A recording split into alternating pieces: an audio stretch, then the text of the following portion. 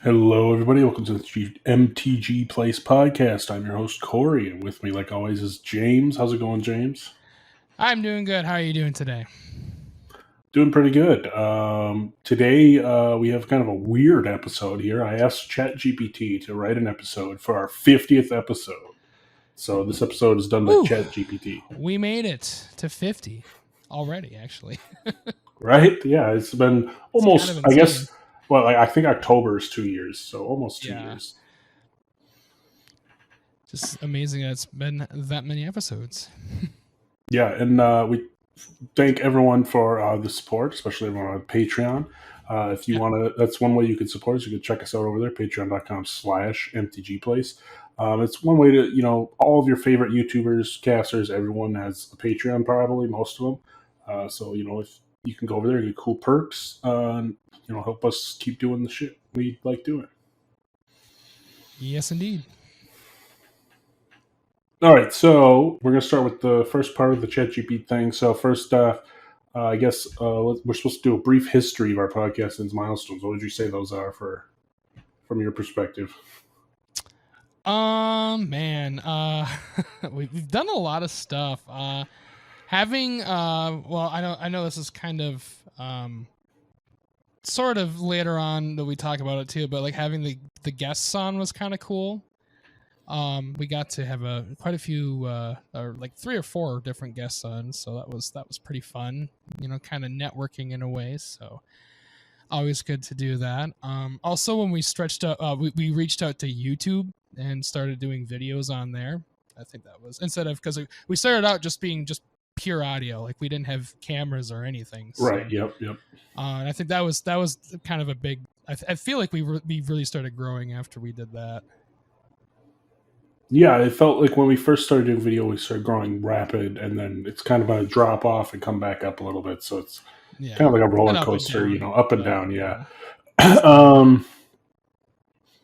yeah, and then and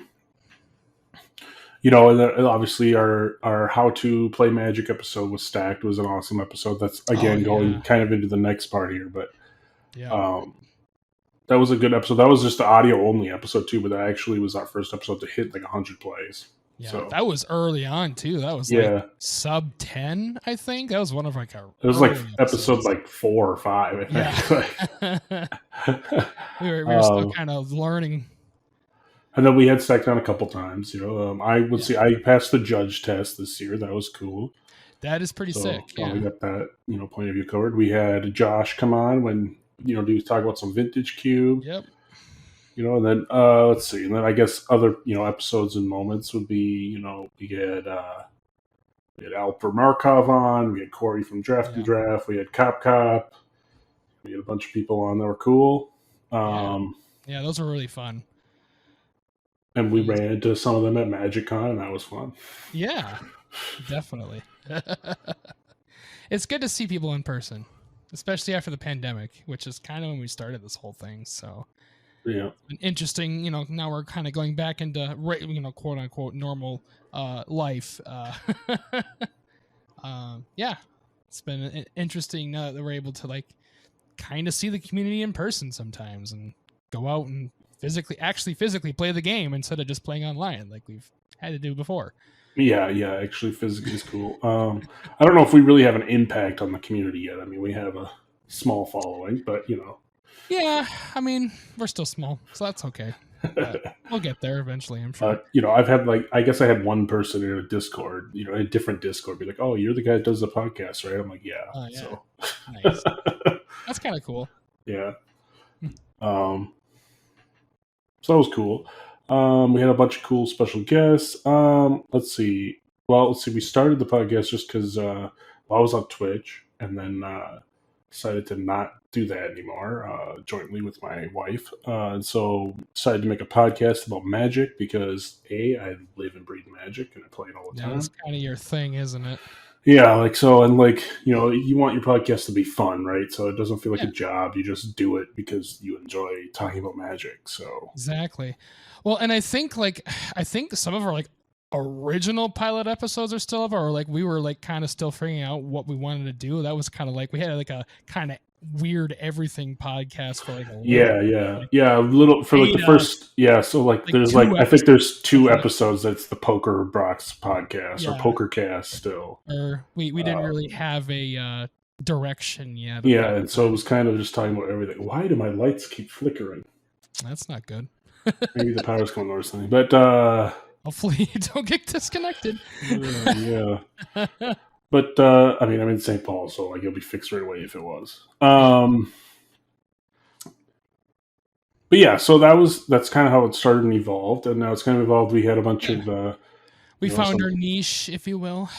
And I don't know. We're still kind of doing a little bit of everything Magic, but I feel like we lean more towards the Commander reviews, and that's we talk about Limited quite a bit too because I play Limited. Right. But that's more like I'm more Commander, you're more Limited, but you also do Commander too. Right. Do Limited sometimes.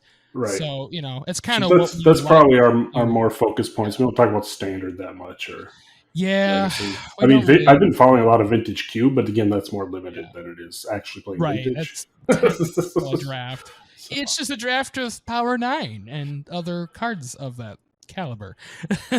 Yeah. I thought about trying to do Standard like on Arena or something like that. Like we'll see if I actually like get in. I have recently been playing some Historic on Arena just because what was it like yesterday or today? I think was the last day of the season. And I was like, I haven't even played a constructed thing, so it's still like not even ranked. So like I need to play at least one game to get ranked. So then I played Historic and just got up to like gold rank real fast, just playing Affinity. I literally didn't lose a single game all the way to gold rank. And I'm like, maybe this deck is good. Just playing like blue-white Affinity. As long as like they can't stop your start, you just take off. Yeah, and I mean most of the time you win just from what is it, the Metal Cyst, where it's a token equal to the number of artifacts you control. Right. And then Orthopter Foundry, because you just keep making 4/4s. Stupid. And Orthopter Foundry, I realize, is good because you can just sack Orthopter, and then that becomes a 4/4. Yeah. 0 plus 4/4 seems good. 0 mana to tap a Foundry, make a 4/4. Seems good. Yeah, it seems real good. But yeah. I obviously enjoy playing Commander and talking about it. So, it's been enjoyable for me to do. And also, kind of get to know Limited better, because Limited has always been something I've kind of shied away from, but you all kind of forced me into it. So yeah, Limited is a blast. I've drafted a lot more just recently than I have in probably the last several years. So, yeah. And especially the Lord of the Rings set was really fun to draft with too, so that helped a lot. Yeah, I've also noticed like Limited, at least for me, is a lot cheaper because like all these sets, like especially I will talk about it later, but like Commander Masters is going to be like $400 for a booster box. Yeah, that's a lot of money. And it's like, what?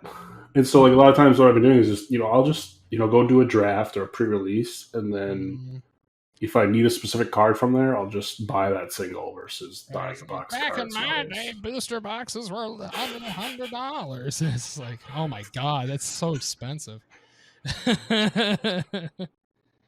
So yeah, a lot going on, definitely, and hopefully a lot more to talk about as we continue here. Well, let's see. We had some challenges. Well, first off was learning how to edit. It was a big challenge, right? Editing is a thing, yes. Well, at first I was over editing probably, and it was taking way too long. And then I was like, okay, I'm just going to go basically one shot, throw in some editing stuff. It's still a minimalist edit, so you probably notice there's still some shit that should probably be cut. But, yeah. And trying to level the sound a little more, Other than that, I probably don't do a ton of editing anymore, but that was one. I know I've definitely seen comments about like people liking it, kind of more raw, if you would. So, that's kind of what we do. Maybe down the line we'll actually, make it a little more polished, but at this point we both work full time and we're pretty much the only two actually like doing this thing. So can't put a ton of time into it, unfortunately, outside of what we do, but yeah. It's always like, and that's the other thing too, speaking of like working, is just finding time to record has been challenging at times too. Right, yeah, trying to make sure we can get a consistent Originally, we schedule were out. like, "Oh, we're gonna do this every week," and then it turned into like every couple weeks, and then there was like, "Oh, well, we skipped a few here." So, Yeah, we're still staying trying. consistent We're has been still fun. trying to hit every week if we can. Yeah, we Sometimes we're really on do vacation try. and stuff.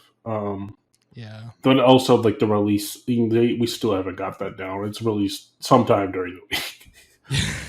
we do it during the week at some point. Trying to get it always a specific day, but it comes out at whenever it's done. I just get it out like the next day Yeah. usually. That's what matters. And then also following Magic's or MTG's or Wizards like schedule has been kind of hard at times too, just because they release so much stuff. Oh yeah, they would do tons of products lately. Popping off, so it's just hard to keep up sometimes. So a lot of times it's like, okay, this episode we're going to talk about more stuff that came out, and then more stuff that came out, and just more stuff. So Yeah, and then another challenge was like figuring out what platform we're going to record our videos on. What are we going to do? We're still. What are we going to do for website hosting and for podcast hosting and stuff? So luckily, I think we live in the age of easy to build website like layouts and whatnot. So that stuff's thankfully not too hard. And I mean, the platform, there's a lot of platforms out there. So you just kind of choose as many as you can, really. That's kind of the way to do it. And then shout out to some people that have helped us out, like Cake has made a ton of amazing. Cool intro. Cake Game Lady on Twitch. Go check her out if you haven't. But she made all the cool intros we have for the videos on YouTube. In the different segments we have the intro videos. She made all those. Like all of her graphics too. I'm pretty sure she's done. Our graphics, emotes, stuff like that. And then Jake for coming in doing the Sleepy Sweepers occasionally, and Josh helping out. Josh has actually sent me some vintage videos. We're gonna get those on the channel as soon as possible. Yeah, and then of course our guests that we had a couple times. Alper Markov, and there was a couple other ones too. I can't remember. Draft Corey was on. Yeah, Corey. It's been, all the collaborations have been really fun. And it's just a good way to get to know more people and hopefully reach out to bigger audiences. That's kind of how you do it. So. Yep. So yeah. All right, now we're going to go into some Magic news here. It's time for Magic News! News time! Yeah, so right. First thing we got here is MTG Arena for July announcement, or August announcement, I guess. So first off, on August 1st, if you need to pick up any avatar sleeve stickers, pets, or bundles in the store, there's going to be a sale from tomorrow to the 15th. So if you happen to want that kind of cosmetic stuff, you can buy that for cheaper. Awesome. Saturday, August 5th, you're going to have a best of one play-in qualifier to get into the August qualifier weekend. It's going to be the Explorer format. And then on the 11th, we got best of 3 qualifier play-in, which is another way to get into the competitive track. So it looks like more Explorer. And then also it looks like you can have the chance of a qualifier I'm assuming if you place a certain amount or you get... Yeah, you have to win the play-in and then you get the qualifier. Yeah. And then the qualifier is the 12th 2-day Explorer format. Top 4 get invites... Or the top players are invites to the Arena Championship, and 4 people get a Pro Tour. So I think it's top 4 get that Pro PTQ. Tour. Yeah. Love that. And then Gen Con is in Indianapolis this Thursday, the 3rd. Yep. So that's going to have Ian Adams there. And then they're going to talk about Magic over the last 30 years. So that should be interesting. If you are in that area, you might want to check that out. And then, rotation changed, obviously. So Standard is staying the same, just adding more sets. But Alchemy is still rotating like Standard would have, which is weird. That's interesting. So now Alchemy's the new standard? What? No, Okay. Alchemy is arena only. Right, yeah. But like on arena, that's like the standard. So, well, you can still play standard on arena though. Right. But Alchemy is arena only, has arena only cards legal in it. Oh, okay. Like they have they nerf cards that are too good in standard, right? Or they can buff cards that are too weak. And sometimes they come out with like a starter card that only works, on arena, like a card that like conjures something to your hand, or seeks a card out of your deck, like certain, it basically creates a digital version of the card that you can't do like in real life with paper cards. Right. Yeah. It's got the more digital stuff. And then let's see, midweek Magic. This week's going to be Alchemy. The 8th will be whatever slow start's going to be. Then Historic, Pauper, and then Brawl. Quick Draft. We got Dominaria United to the 15th. And then Lord of the Rings, which is still the main premier draft the whole time. But Lord of the Rings will be back in Quick Draft for August 15th to 29th. And then 29th through September 15th will be March of the Machine. And then Brothers War Premier Draft until the 3rd. I actually played... I went back and did a couple of those. Which was pretty crazy, actually. I went 7-0 right away. So, oh wow, nice. Just playing. Awesome. I was like, apparently I was good at Brothers War, which I believe that was my most winning draft set. Yeah, I think you won quite a few during that set, so that makes sense. And then August 3rd to the 14th is a Magic 30 mixed up draft, so that might be fun. It's going to be kind of like a weird chaos draft. Like a chaos style. That should be interesting. interesting. And the 14th to the 21st, you can go back and draft original Eldraine. That was a fun draft. That was fun. I really liked Eldraine. That was a good set, so that should be fun to do. So lots of really good choices for limited here, it looks like. Yep, and then the Arena Open is going to be Cube. That's awesome. Ooh, all right. It's going to be the Arena Cube. Which, if you haven't done the Arena Cube, I suggest doing it. It's fantastic. So it's not the same as like the Vintage Cube. It's obviously going to be different because it's only. They've done it before. They've done it before, where it's kind of like their version of like the Vintage Cube, but it's the Arena Cube. So it's just cards on historic cube or whatever. Yeah, I think they call it the Tinkerer's Cube or something. Or that's what it is. Yeah, other times.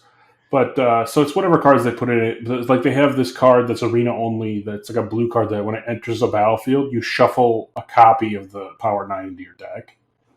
Right. And so that card is insane if you have a flicker effect. Good. Yeah. Okay. But so anyways, so they're doing that as the Arena Open, which is awesome.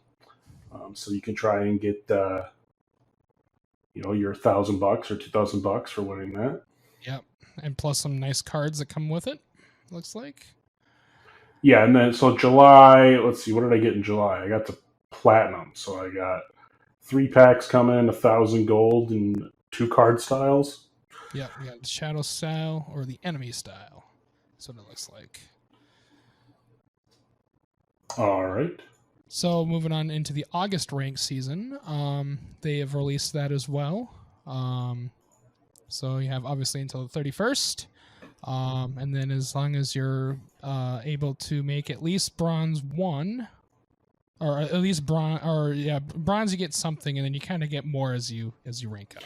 Yeah, so even if you don't like playing constructed, it's beneficial to play at least one, so you get the bronze award. Just one ranked game. You can lose; it doesn't matter. But I think the most beneficial for time wise is if you just want to strictly be free to play, you want to get your 4 wins every day, and then try and get to gold rank by the end. Yeah, gold is kind of where you hit the sweet spot. It's where you start getting a decent amount of gold, and then you also start getting some prizes like the card styles. And then let's see. Well, this week I think Friday is Commander Masters. So we got that coming. Cool. I don't know if I'm gonna. I mean, I want to play it, but I mean, $400 a box is kind of nuts. Yeah, it's a lot, unfortunately. So we'll see. You draft a commander deck. I might do one, but I'm definitely going to be helping judge this weekend though. Oh, cool! Yeah, the release, pre-release, whatever it is for it. Yeah, and especially since you're able to for that format. So that should be Cool. Hopefully have a good time And doing that. with Commander Masters, they did change some cards on the list. I mean, there's a whole list of like 50 cards, but I mean, some cool ones. Like I'm trying to see if there's any like really good ones on here. Burgeoning, that's a good one. Yeah, that's one. Chaos Warp, Echo Mage, Furnace of Wrath. So some cool ones there. And then we got our first look at Doctor Who. That looks awesome. Yep, that sure does. I'm I'm a lot more excited now once we saw the spoilers. The art looks incredible. It looks so good.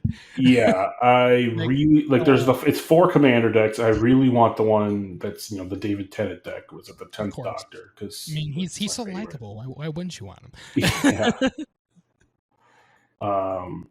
So he's awesome. And then they spoiled today the River Song or whatever the other day, where it's like you draw cards from the bottom of your deck. Yeah, I saw that. And then there was like a combo where you could just like infinite turns. Yeah, it's like whale. Yeah, there's a lot of really cool stuff that they've shown. And the artwork does look amazing. Like I love the TARDIS, like how like you can see like the rings of like Saturn or whatever it is behind it. It's like, oh, it's so cool. Yep.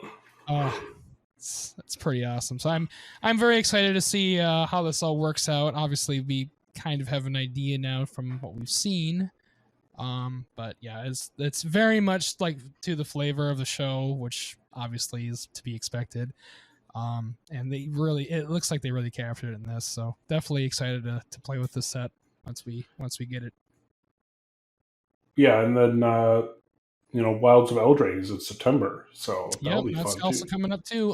As we were talking about how Eldraine was a really fun set to draft and whatnot. So definitely excited to see how this was gonna look going back to it. Yeah, and they showed off some of the F&M promos. Like it's gonna be Sleight of Hand. Yeah, which is old school card from back in the day. This is a new land, right? This Restless Fortress. That seems good. I believe so. It's a tap dual land that can animate.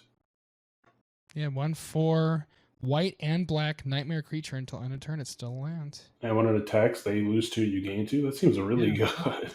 That's a nice man land. They also came out and said that most sets are only going to have a couple planeswalkers. So I think Ashiok might be the only one in this Wilds of Eldraine because most of the planeswalkers had lost their spark, right? So we do see other planeswalkers in this set as legendary creatures, but Ashiok's the only one that's a planeswalker. On the lore of the war. Ooh, these full art lands look really nice too. Those are pretty cool. And obviously there's going to be a new Gingerbread Man, the Tough Cookie. Yeah, gotta love that. And, the full art lands look awesome. And we're getting, I don't know if they did this before, but the new adventure cards are going to have double colors. So it'll be like sorcery's blue, but the creature part is black. So that's cool. Right. And then there's some really cool reprints at the bottom here. I see. Yeah, so they're doing what they did with the Mystical Archive or the Multiverse Legends in Brothers War, where there's a bonus sheet and it's all enchantments. So you got your Smothering Tithe, Mystic Study, like Doubling Season, Prismatic, Omen. Yeah, there's some good stuff. Really interesting art, and also very interesting like style of card too. Haven't really seen a borderless card that looks like this before, so it'll be an interesting, unique, sought after thing for sure. It's definitely another hit on Commander Masters, though, right? Because like some of the chase cards in that set were Smothering Tithe, Doubling Season. Yeah, they were stuff like this. Now it's like this is going to be reprinted in a standard set, and like the last time they did this, a lot of those mythics, dropped significantly in price. Like Ravagan was a $200 card, I think, before it was in the Brothers War Multiverse Legends, and now it's like $60. Right. Yeah, so so that might mean Doubling Season, especially since it's going to be Commander Masters 2, might drop down to $20 for a while. So it might be after these been out for a couple weeks, pick some up while they're cheap. Get them on their low. And then they're making that new card, the Moonshaker Cavalry. Everyone's calling the White Crater Hoof. Yeah. So all creatures get XX and flying until end of turn, or X and R creatures you control. Yeah, so that's really, really good. And then also with Eldraine, they're doing anime artworks. So there's 20 of the 63 cards. So you can get, it's going to be kind of rare, right? Because they all show up in the same slot. So there's one slot for it to get a enchantment there, right? And those are different rarities between, common and mythic. But then you can get a regular altar art, because all 63 have altar arts. Well, now 20 of them have anime borderless ones. So they showed off a couple, like Greater Auramancy, Smothering Tide, and they look really cool. These are awesome. You bet your butt if you get one of these, they're probably going to go for quite a lot, since they're going to be pretty rare, and I'm sure there's probably going to be some people who really want these. So the heuristic study looks amazing. Oh my god, I love that. Like, holy crap, some of these are really cool. So yeah, that'll be interesting to see how this all unfolds once it's out. Yeah, so that'll be cool. Yeah.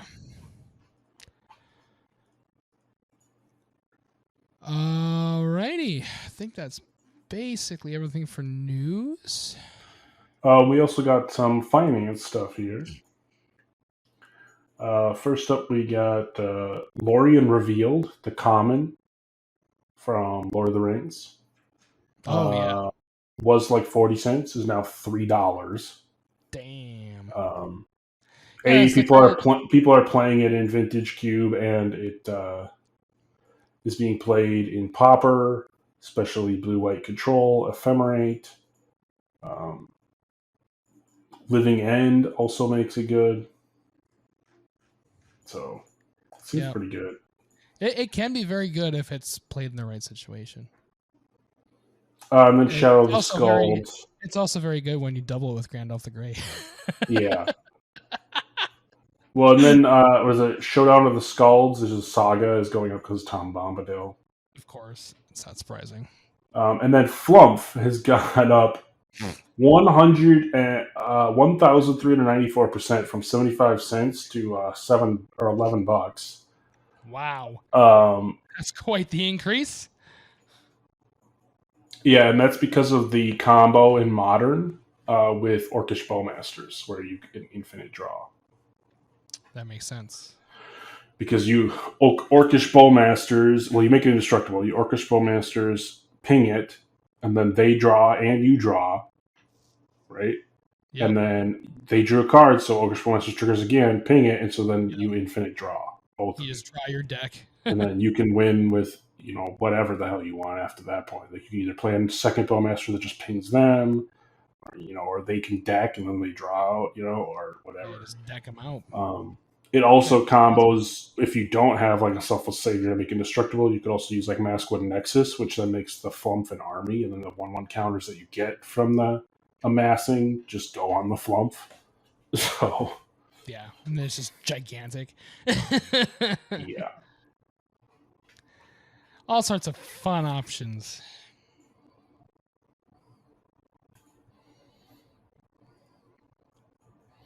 All right, so that's the Magic News here. So looking ahead, some future episodes we got coming down. Well, we'll definitely have Wilds of Eldraine review. Yep, that is coming up, especially with that coming out. Also, obviously, Doctor Who. We're going to definitely be talking about once that's out. We might talk about just the new cards from Commander Masters that are the Commander decks. Each have a couple new cards. Yeah. The actual main set is all reprints, so I don't know how much we'll talk about that, but yeah, I mean, we all know what they are generally, so yeah. I am looking into playing some more Arena. I'm sure you are as well, so we'll probably be doing some, maybe not exactly in this format, but just some, shorter form videos on our YouTube and other platforms that we're on, so definitely look for those. Yeah, I definitely went through. Now I have a new GPU. It was easier to video edit quicker. Yeah. So we have 21 short videos releasing on YouTube over the next month. So if That's a you are lot of shit. not sub to us on YouTube, please do so to check those out. It helps a lot, even if it doesn't cost anything, but it helps. It makes the algorithm serve it to more users. So visibility is everything on that platform. So it's very helpful. All right, then now we're gonna do some quizzes with James here and see what. Oh boy, here we go. So first we'll do our little finance thing here. So we're at the dark now. So you got to guess what are the top 5 most expensive cards from the dark. We were exclude dual lands and power, but the dark doesn't have that, so we don't really have to worry about that. Yeah, well, I think we're pretty much outside of that now. Yeah. So what are top 5 cards from the dark? Can you guess them? Most expensive. Boy, first of all, what was even in that set? Well, that's what you gotta know, man. You played some of the cards. I played a couple, not a whole lot though. I do. I'm pretty sure Blood Moon's from that. I don't know. Yes, Blood Moon is the number 1 card at $85. It is number 1. Hey, I got it. If you have the one from the dark, the other one, the reprints are less. But. The white bordered one. That card's also been reprinted several times at this point.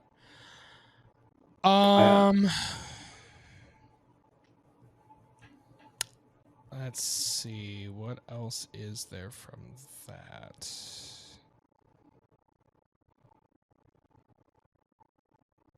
So let's see. I think there is Maze of Ith. That is number 7. Oh man, not high enough. I don't think you're gonna get the second one. It is a land, but I don't think you're gonna get it because I've never seen it before. Well, so it's City of Shadows. Okay. Which is apparently a land that you tap, sacrifice one of your creatures. I guess so. It's the new Oracle text. Exile a creature you control, put a storage counter on it. Tap, add a colorless for every storage counter on it. Gotcha. That makes sense. Not really played much, but. Then the third card, you've probably played it against it before, but I don't know how often you see it. Yeah.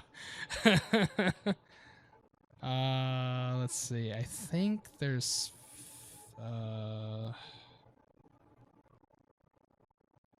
what else is like old like that? I know there's like the card The Dark from there and that time, but that's like not worth anything. Or Darkness or whatever it's called. That's not from that. That's not expensive. All right, so it's Goblin Wizard is number 3. Okay, yeah. Which is a 1/1 Goblin for 4 that taps, put a Goblin into play. Okay, so that's what you get with like Grapple Master or something like that. Yeah. Or any kind of aggro red deck for sure. You're definitely not getting the next. The next one is Preacher. You won't get that probably. Okay. That's $50, and it's 1 white for a cleric. You could choose not to untap it during its untap step, and you could tap it to gain control of the creature. So it's a white gain control spell, which is weird. Oh, interesting. Okay. You might guess the last one though. It's a card that you probably wouldn't think is worth this much money. I think it's only worth this much because it's from the dark. But you'd probably play it in a red aggro deck. A red aggro deck. And it costs triple red. Oh, wow, that's Ball Lightning. Yep, Ball Lightning. Yeah. Why is that expensive? Apparently because it's the only black bordered one. So, you can get that in like M10 for like $10 back in the day. You can get it for $1 now. And but, now it's like nothing. But if you want the dark version, it's just because it's from the dark. Yeah, I mean, that makes sense. It's the old one. Everybody wants the old one. So just jacks up the price for whatever reason. I didn't even know Ball Lightning was from that long ago. It's like, okay. That's the only triple red card I could think of, though. So now I got a quiz I Googled here. It says Magic the Gathering quiz, okay? So first off, if you want to cast a lot of creatures with haste and deal damage directly to your opponent, what color should you play? Probably red. Yeah, red. Yeah. Red Next, haste. who is the creator of Magic the Gathering? Oh God, I don't know what his name is. Really? I don't remember that. Richard Garfield. Okay, yeah. I'm terrible with names. All right. What is the easiest way to tell the difference between alpha and beta? Ooh, that's tough. Alpha cards are usually a little more like they're less polished looking. It's hard to explain. Like they tend to be a little more like off center, I feel, than like the beta cards do. Because the beta cards were a lot more fleshed out. I know that much. Yeah, I mean, what it says is the alpha cards have slightly more rounded corners. Okay, yeah. Than beta. It's because they changed the die used to cut the cards between alpha and beta. All right, what is the keyword that causes a creature to kill any other creature it damages, no matter the amount of damage? That's Death Touch. Correct. Yeah. All right, a creature with protection from white can be killed by a white card that says destroy all creatures. That's the global effect, so yes. Yeah. What year was Magic released? Was that 92? 93. 93. Yeah. Close. Currently, artifact cards have a gray background. What did it used to be? Sorry, what? Oh, yeah, that brown. Yeah. I didn't quite understand what the question was. What's the highest level of the Magic competition?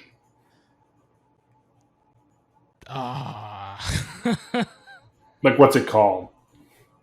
Just like the Grand Prix? No. Like the highest one. Of like if you win a Grand Prix. That was like Grand Prix doesn't exist anymore, technically. Yeah, I know. It's changed as far as I know. You're overthinking it. Masters? The Pro Tour. Oh. Like, yeah. Yeah, I was definitely overthinking that one. Which of the following cards is the highest casting cost? A Thoktothon Worm. Oh, no. Emrakul or Draco? Ooh, I think it's Draco. Oh, that's the Worm's higher. It is Draco. Okay, yeah, because Draco's like 20-something, if I remember right. It's 16. That was higher than that. Emrakul is 15. Emrakul is 15, and I don't know what the heck. I mean, that's not counting Gleemax, because that's, an unhinged card, and it costs 1 million mana. That doesn't No one's playing that. All right, what is the set of 5 artifacts that cost 0 mana to play, and they're among the most valuable cards ever printed called? Sorry, what? Oh, the Moxes? Yeah. Okay.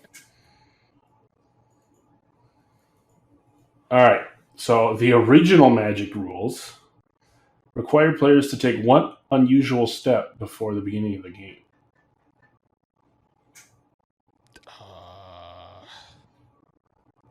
So before the Mulligan step? No, before that. Before that even? The original rules said this? Yes. Ooh, this I don't know. So like dice rolling for who goes first or something like that? It was ante a card. So you draw a card at random that your opponent would then take and keep if they won. Oh, yeah! That was a thing. Yeah, there's a reason that's not a thing anymore. Laurelwind was the first time a new type of card was added to Magic. What was it? That was Chandra, Planeswalkers. It was Planeswalkers. I believe Chandra was the first one, if I remember right. Or was it Liliana? It was either Chandra Well, Nisa was also in there, so I think they had a couple. So it was like those 3 then, yeah. All right, Hexproof replaced an older keyword. Shroud. Or, no, yeah, Shroud's it was Shroud. Oh, it is, okay. Yeah.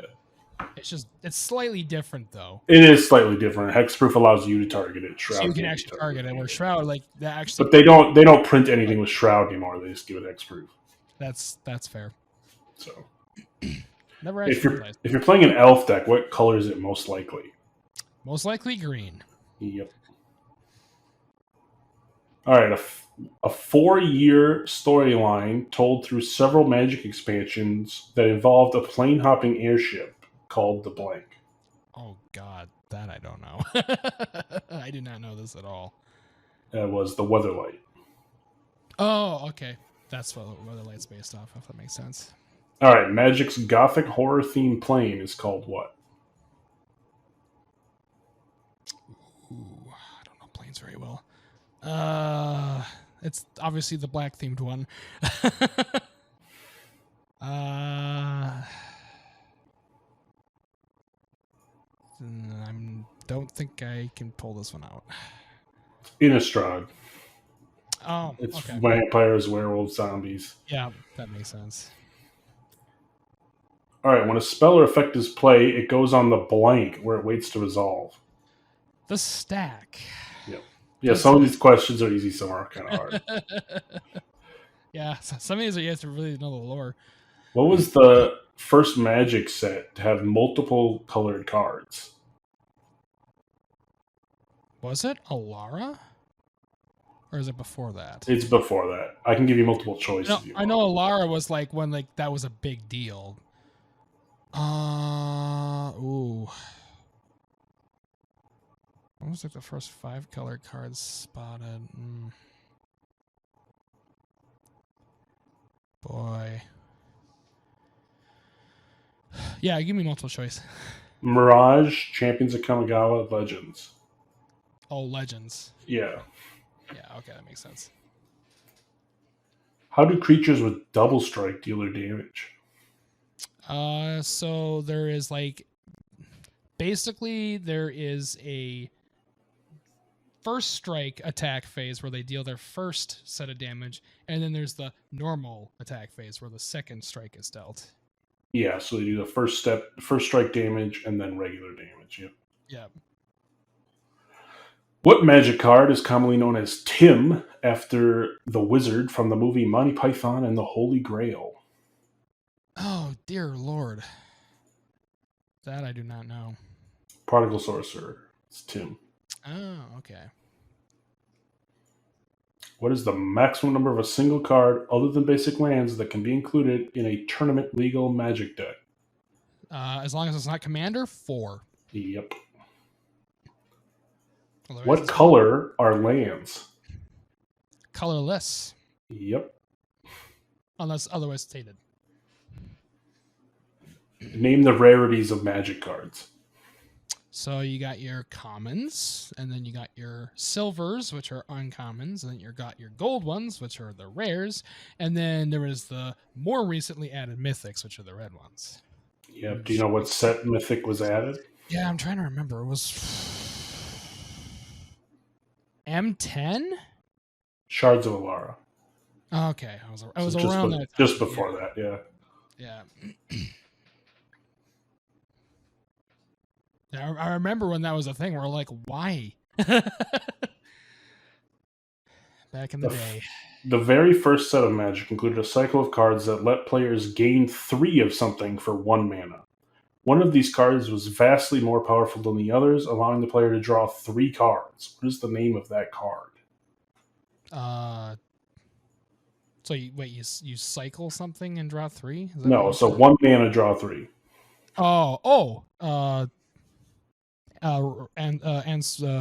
Recall. Yeah, Ancestral Recall. Yeah. It was a cycle of cards because the other cards in the cycle are Dark Ritual. You get 3 mana. Got it. Okay. And Wheel of Fortune, where you draw your hand. Which are also the Wheel of Fortune goes for a whole lot too. Yeah, because I think that's also very good. The Ravnica expansion established Magic's 2-color guilds. What is the name of the blue-black guild? That's Dimir. Correct. Yeah, I'm pretty good with my guilds. Wizards maintains a list of cards they'll never reprint. What do they call it? the reserve. Well, hopefully the reserve list. Yeah, hopefully. We hope so. Otherwise, there's gonna be a lot of mad people. All right. The cons of Chakir block focused on what creature type? Ooh, that was like the dinosaur one, wasn't it? Or no, that was, or was that something else? Shoot, I can't remember. It was not the dinosaur one. Dragons? That was dragons. Yeah, dragons. Yeah, the dinosaur one was the other Ixalan. one. That was Ixalan. Which card lets you counter an opponent's spell even if you have no mana untapped by paying a life and discarding another blue card?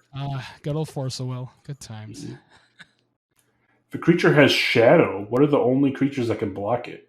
Other creatures with shadow, I believe, or they have to also be black. Or it's just shadow. Yeah. It's like horsemanship. It's weird, old weird stuff. EDH uses 100 cards, also known as Commander. What is the player's starting life total in Game of Commander? It is 40. Or 20. There you go. You got almost all of them right. Yeah. I play Magic. It wasn't that hard of a quiz, but I found it online. Some of the lower ones are a little more difficult, but if you really knew your stuff, you could probably figure it out. All right, now we're going to go into some segments that you've been liking on our YouTube Shorts here. First one here is Corey's Crazy Card. Corey's Crazy Card. And my crazy card this week is Divine Intervention. For those of you who don't know what that does, that is 6 white for an enchantment. And it enters the battlefield with 2 intervention counters on it. At the beginning of your upkeep, you remove an intervention counter from it. And then when you remove the last intervention counter from it, the game becomes a draw.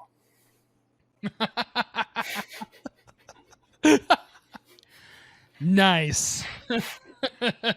So if you don't want to win, you just want to tie, this could be your win con. That's how you, especially in like a group hug deck or something. Yeah, that's an interesting way. Yeah, that's an interesting way for group hug to end the game. Yeah. A lot of times where that is kind of a struggle with that deck. We're just like, okay, we're hugging everybody. How do we win now? It's a lot of times. You don't win with this. It's just a draw. It's a tie. Yeah. Well, you just end the game. Interesting. All right, so James's Jungle. For James Jungle this week, my pick is God Eternal Ronus. It is 3 green for a legendary creature that's a zombie god. It's a 5/5 with Death Touch. When God Eternal Ronus enters the battlefield, double the power of each other creature you control until end of turn. Those creatures gain vigilance until end of turn. And then, if that wasn't enough, when God Eternal Ronus dies or is put into exile from the battlefield, you may put it into its owner's library 3rd from the top. So he just keeps coming back, And then that lovely ETB happens again. So it's a great time. It's kind of like a mini Crater Hoof in a way without the trample. So yeah, real good for winning games with token-based decks, creature-based decks, that kind of thing. So, and then yeah, real great time. If they manage to kill it, well, you just play it again in 3 more turns. Yeah, that's an awesome card. It's hard to deal with. All right, so that's the end of most of the stuff of our show. Again, we want to say thanks to everyone for listening to these first 50 episodes. If you haven't listened to all of them, you can go back, check them all out. They're all on YouTube. They're all on Spotify. They're all on our website, mtgplace.net. Again, we got 21 videos coming out on YouTube soon, and we're going to have some more gameplay videos and stuff if you want to check that out. So hit that sub on YouTube. And if you listen to us on Apple Podcasts, Spotify, whatever, be sure to give us a good rating and review on there so other people can find us. Lastly, you can always support us on Patreon if you choose to do so. Helps give us some incentive to keep doing what we're doing on top of us having fun. Yeah, I mean, it's always fun to do too, but it's always nice to that we're appreciated as well. So we appreciate any support. Yes, and hopefully we have 50 more good episodes, right? Hopefully, it's hopefully not in 2 years. We can stay a little more consistent this time. That might help. Yeah, maybe we'll hit 100 just next year instead of in 2 years. I guess we'll find out. Well, Thanks thanks for listening. joining us. Have a good one.